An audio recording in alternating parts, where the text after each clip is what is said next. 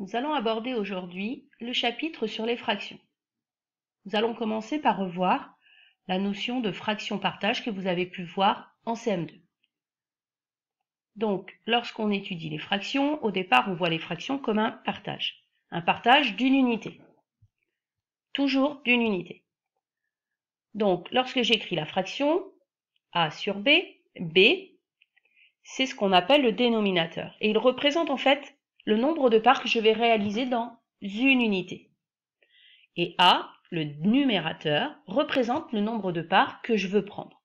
Donc si par exemple j'ai 5 sur 8, ça veut dire que je vais faire 8 parts dans mon unité et je vais colorier par exemple 5 parts. Donc je vais faire un exemple ici avec comme unité un cercle. On a tracé dans ce cercle 16 parts égales, puisqu'il faut évidemment un partage équitable, et j'ai colorié 5 parts. Donc, j'ai représenté les 5/16e du cercle. Alors, il arrive parfois que le numérateur soit supérieur au dénominateur. Du coup, dans mon unité, je n'ai pas assez de parts. Donc, je vais être obligé de prendre plusieurs unités. Par exemple, si je veux représenter la fraction 27 sur 8, mon unité, elle va être partagée en 8, mais il me faut 27 parts. Donc, avec une unité, c'est pas suffisant. Donc, je vais commencer par une unité. Donc, un cercle, 8 parts.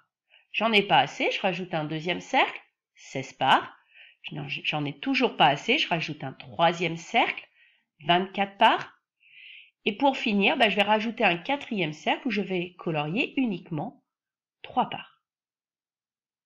Donc ici, j'ai représenté 27 huitièmes. On a colorié 27 parts. Et dans une unité, j'ai représenté que 8 parts. Je ne compte pas toutes les parts faites dans les 4 unités. Je compte les parts faites dans une unité pour trouver le dénominateur. Alors maintenant, nous allons voir comment considérer le fraction comme un nombre à part entière et non pas seulement comme un partage.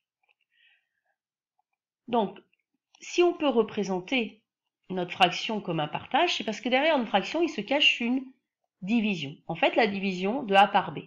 Donc ça veut dire que A sur B, c'est le quotient de A par B.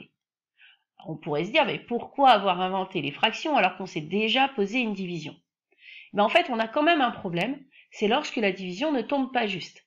Quand la division tombe juste, on a un reste à 0, et normalement, quand j'ai fait le partage, chacun a une part équitable, et si je réunis toutes les parts de tout le monde, je dois retrouver le nombre du départ.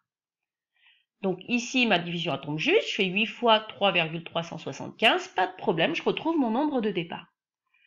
Mais si par exemple je prends 14 tiers, quand je pose ma division, 14 divisé par 3, j'obtiens 4,66 avec un reste de 2. Et si je réunis les parts que tout le monde a obtenues, donc 4,66, en faisant 3 fois 4,66, j'obtiens pas 14, mais 13,98.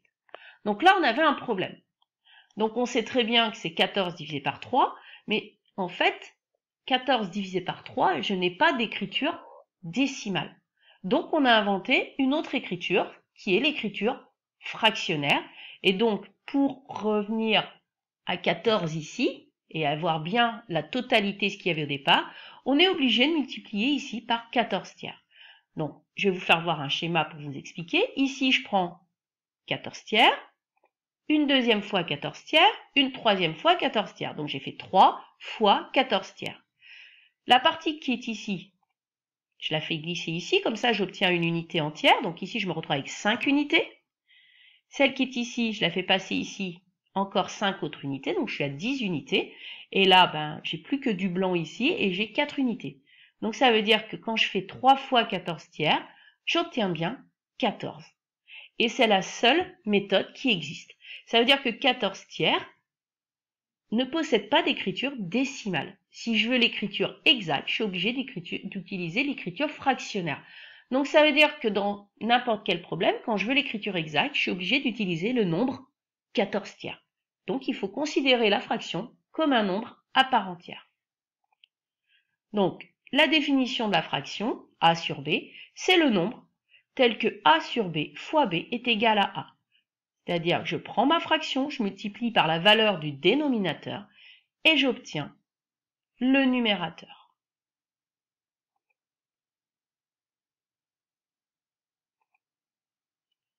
Donc certains nombres vont posséder une écriture décimale et une écriture fractionnaire. Et d'autres, si on veut la valeur exacte, ne pourront être écrits qu'avec une fraction. Donc si par exemple je prends le nombre 5 qui est un nombre entier, mais on peut l'écrire comme 5,0. Donc on a bien une écriture décimale et on peut aussi l'écrire comme 5 sur 1 qui représente donc une fraction. Donc un nombre entier, il a une écriture décimale et une écriture fractionnaire. 4,56, c'est un nombre décimal et je peux le mettre sous forme d'une fraction décimale, c'est ce qu'on avait vu en début d'année, 456 sur 100. Par contre, 17 sur 11, si je pose la division, elle ne s'arrête jamais, donc 17 sur 11 ne possède pas d'écriture décimale, il n'a qu'une écriture fractionnaire. Alors, comme ces fractions, ce sont des nombres à part entière, il est intéressant de pouvoir estimer quand même la valeur, parce que quand je vous dis 253 sur 17, ça va pas trop vous parler. Donc il faut être capable d'estimer cette valeur, il faut aussi être capable d'encadrer et de comparer des fractions. Donc pour cela, on va s'aider d'une décomposition. En fait, on va revenir à ce qu'on connaît. Nous, ce qu'on connaît bien, ce sont les nombres entiers, les nombres décimaux aussi, mais les nombres entiers.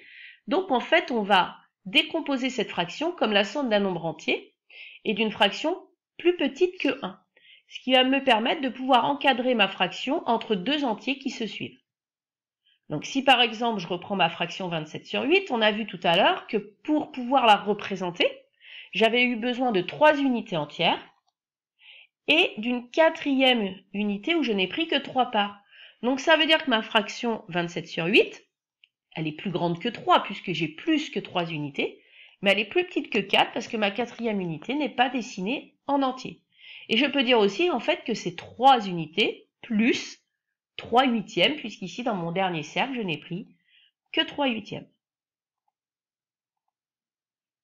Donc en fait, j'ai réussi à estimer à peu près la valeur de ma fraction. Alors souvent on appelle ça décomposer.